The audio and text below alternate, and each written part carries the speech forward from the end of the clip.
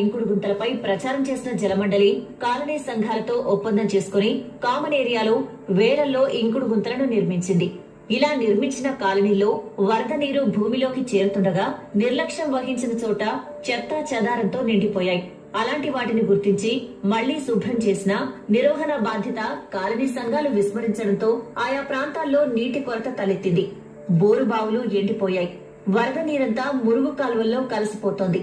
ఫలితంగా చుక్క నీరు నేలలోకి ఇంకే పరిస్థితి లేదు. ఇంకుడు గుంతల నిర్మాణంలో నిర్లక్ష్యం వహించిన కాలనీ అసోసియేషన్లకు జలమండలి నోటీసులు జారీ చేసి వివరణ కూడా కోరింది.